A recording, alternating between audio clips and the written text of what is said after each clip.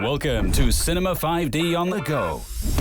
Moving conversations about moving images with filmmakers and industry leaders. Brought to you by Hedge for Mac, Rode Microphones, G Technology, and Sachtler, in association with Ford. This is your host, Nino Leitner. So you mentioned your profession is kind of changing. I think, Exactly. photography, the whole digital revolution changed a lot for existing photographers. I mean, now everybody calls themselves a photographer. How did you deal with this, and how has it changed your job?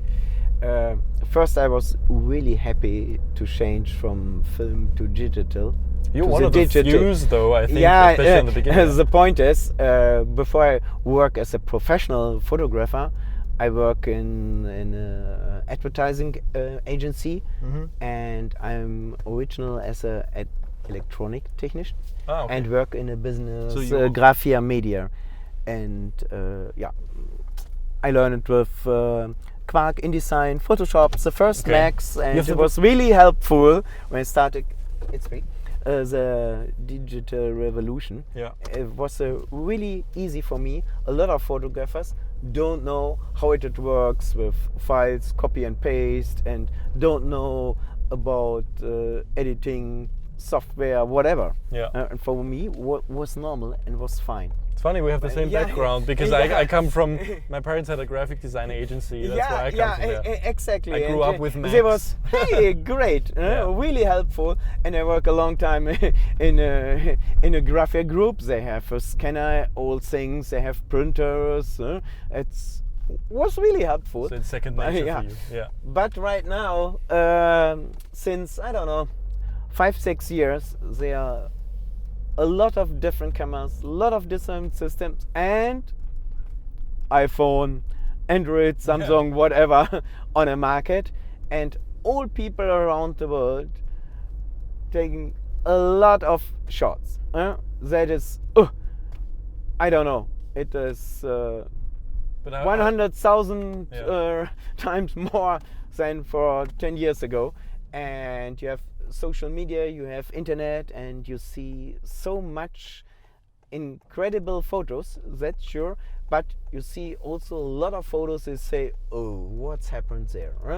You can see hundreds, thousands, millions of line photos, but only a few looks really good.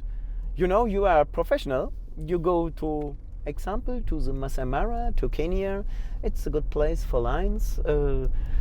You get a wake-up call at 4 o'clock, half hour before sunrise, you go to the Masai Mara and standing there, and you think you are alone as a professional. A few minutes later, 10 cars a drive, and on the next car, minimum 10 American tourists are crying, and what you see? iPad. It's a new dimension of line photography. And I know that is the name good quality, but sometimes that is it is a good light. It's not a really big problem, and the resolution from now that's also really big, and they have not the same photo but nearby your photo, but they put it and share into the world for free. Yeah. But this is clear. I mean, everybody's taking photos, but don't you think that also it kind of helps discover talent more, because it's more accessible? Because, like people who didn't, at least in filmmaking, filmmaking, the barrier was much higher than photography. Sure. So now you have people who, like the old school way would have been to go to film school and then have for the first time access to a cinematography camera and stuff like that. I'm sure it's to a lesser degree in photography, because like film, like 35mm film was, even 20 years ago, was kind of accessible to everyone, right? Yeah, sure. So that's probably the difference, because in filmmaking we definitely also discover people who are extremely talented, who are like, because you don't need much money anymore, that probably would never have gotten the chance to make a film in film times, Yeah, but you can wait minimum 5 years, 10 years. As old cameras work so easy, the same as now photo for film. That is the future, definitely. You see more footages, short film. It doesn't matter. It is the software or the camera can produce perfect films. It is not really a 40 minutes film, but the problem is the most of the professional photographers can make a story. They go 3 weeks in the wild and come back with 15 amazing images. That's really quite difficult, but it is a normal tourist going to the wild. Maybe he or she has only luck and can take one photo. Yeah. But if you have 100 million lucky photos, it is the same as you. And the magazines or the publisher, he knows why biggest popular magazine give 400, 500, 600 euro for a title photo to the photographer and can buy for €1 from agency Photolia or whatever. It looks not the same, but it is really cheap and it saves 399 euro. It is a mass of photos in the world. It's really easy. It is not really easy to find it, but the choice it's amazing.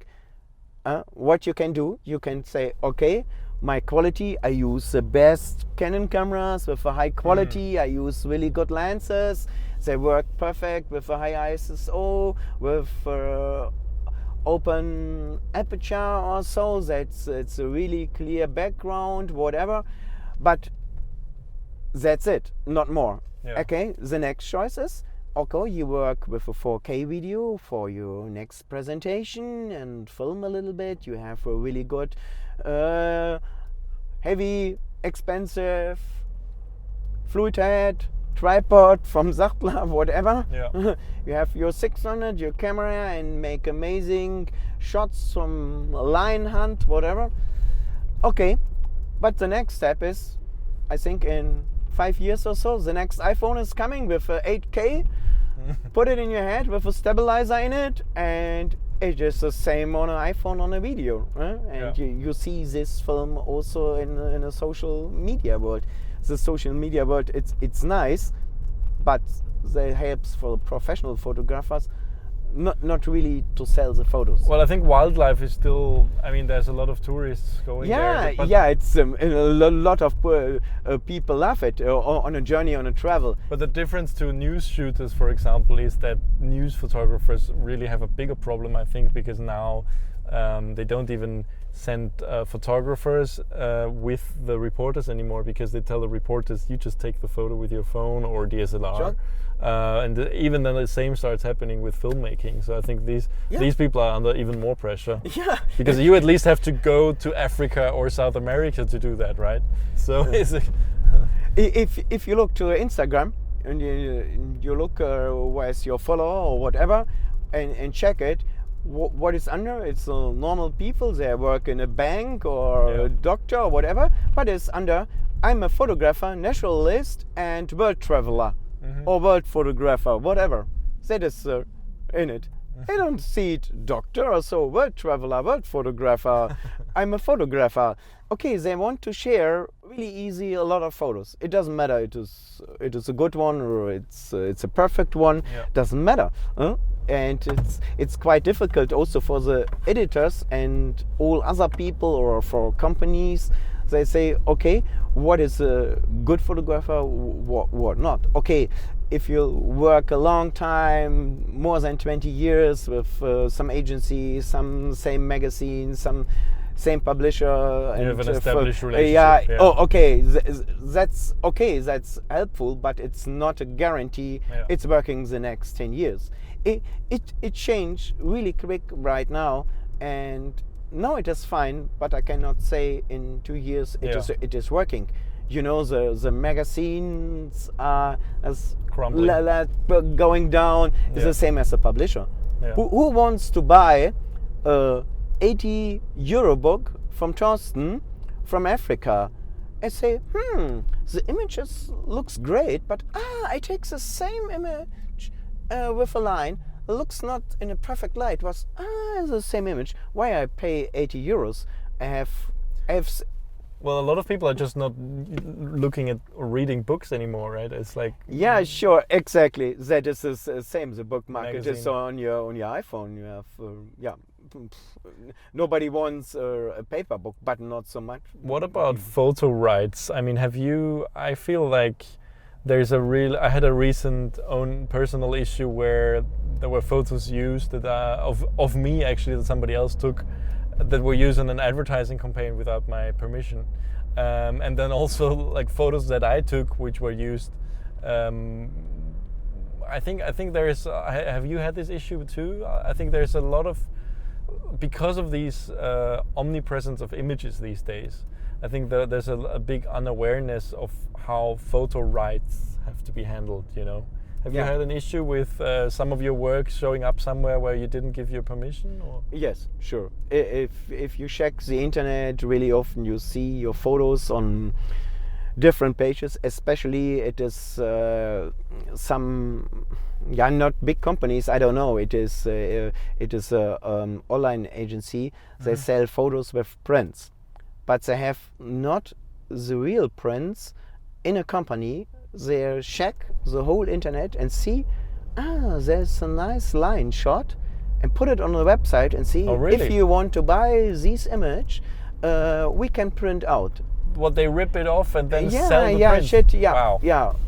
That's the example. Or some travel agencies in the world, they offer a journey to the polar bears. Yeah. And I find a website from Canada, and I see 8 different polar bear shots. Wow. Well, get it. That you took? You use it. It's quite difficult for me. That's if you go give it a lawyer and say, guys, please go to Canada. But it is. We are talking about 300, 400 euro. Yeah, it's hard to chase, and it will cost you more than. Okay. It's quite difficult, and that's in a social media work. I don't know. Most of the guys, it doesn't matter. If you ask some guys, they say, "Oh, I'm really, really happy. I'm so lucky. It's Geo magazine, example Geo magazine published my line photo in the magazine, and it doesn't matter. I don't know any fee. Yeah. I'm whatever. I'm a doctor, so I have enough money. Why? So they just feel they will only see the photo in a magazine. They just feel honored that they are in there. For me, I must survive. That is my occupation, and to sell photos, and movies. Huh? I think unfortunately, this is a little bit what happened in the photo industry is a little bit of a like what's gonna happen very soon in filmmaking. It's already starting in a lot of industries. You see, like magazines are crumbling, TV channels are crumbling. Yeah. Not that much yet, but it's happening, and it's kind of the same thing with accessibility. Maybe it is a chance. I heard and I see some productions about wildlife. Example, African wildlife. And they, it is not good for a filmmaker, for the real filmmaker for wildlife. They did not spend 500,000 euro for a 4 weeks journey with a filming team, and then looking around to the agency, Shutterstock, whatever, and see what's happened, some footages around, and can buy it. And maybe it's maximum they pay, I don't know, 80,000 euro. Yeah.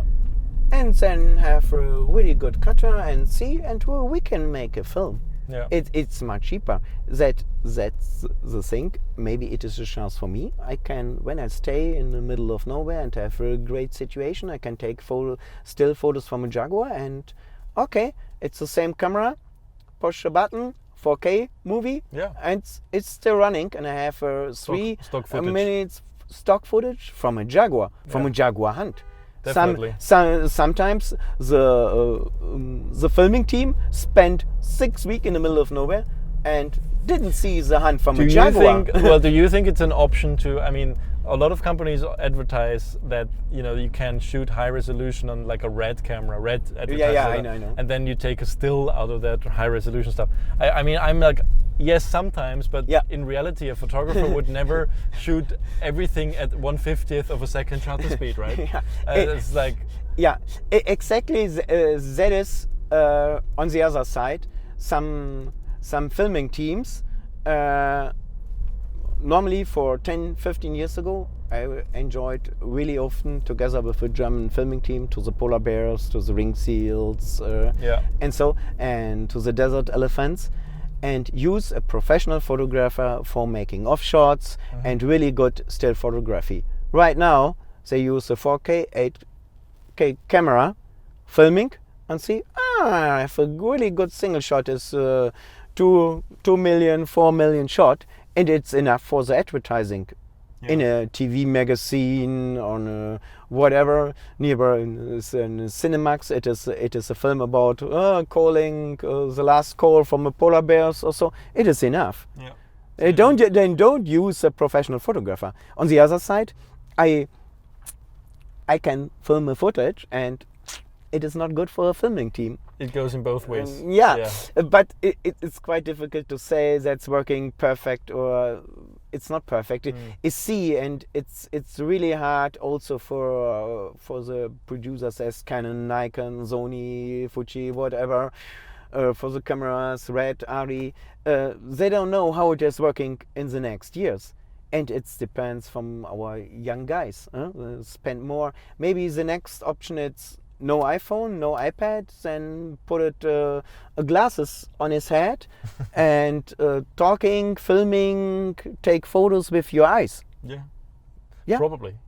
Maybe that is the future. Nobody knows. There's if they ever manage to things.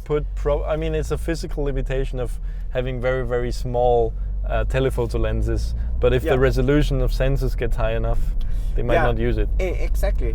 But one technical question. I wonder what tripods you use, because you said you use a lot of 800mm lenses and stuff. Are you using fluid heads for? Because I mean, 800mm lens, even when you touch the camera, it would shake. How do you deal with this? Because I recently shot in South Africa and we shot super slow motion with a 400mm lens, and with super slow motion on a Phantom Flex camera, of course, it doesn't really matter because it's slow motion. It's never going to look like shaky. So we use we do use a good, decent Sachtler tripod, but we could probably have done it out of the hand sometimes even because it's super slow motion. But how do you deal with 800mm? The 800 and 600, it is not so far away with the weight. The 600 with a 1.4 extender, it is not far away. It is only 500 gram or so. It's 800 is a 5.6 and a 600 is aperture 4. Okay. That's maybe it is the same weight, but it is really important you have a really good fluid head. And you can use the nice fluid head. Okay, so you use video fluid heads basically. Video fluid heads. It's also perfect for the still photography. Especially, you see, it is working. You go down, put anything out of the backpacker or so, and see what's happened. And normally the lens, it is a magic ball, whatever, boom. But with a fluid head, is still it is more safely, and I like it, the comfortable work with it. It is the same as video, still photography for me, and for a long time, since for 15 years, I use fluid heads from Sachtler. But you have to carry. You have 1-2 kilogram more, but it's 2 kilogram when you carry 40 kilogram. That is, it doesn't matter. It is 38 or it is 40 kilogram. How many lenses do you have in your bag? Normally, right now, 600mm lens, a 200-4 lens, extender, 1.4, 2.0, 70 to 200, 16 to 35, 24 to 70, sometimes 8 to 15 or 11 to 24, macro lens sometimes, Wow. and that's it. Normally 3 different bodies. I prefer the EOS 1 DX Mark II body right now, but for the next trip I will go also our new The autofocus EOS is 5D amazing. Mark IV. Yeah. Maybe that's not bad. They have a new crop factor 1.7. If you use a 600 and a crop factor 1.7, you have Yeah. nearby 1000 or it is 1000, and maybe it's not bad For the video. for video when it's a Jaguar is coming to you or as a gun or whatever. Okay, we have arrived at your hotel. Oh, great! Thanks so much for the interview, Thorsten. Thank you. And I'll see you around. And thanks everybody for watching for this episode of On The Go. And thanks to our sponsors. And we'll see you on the next episode. Thanks for watching. Thank you.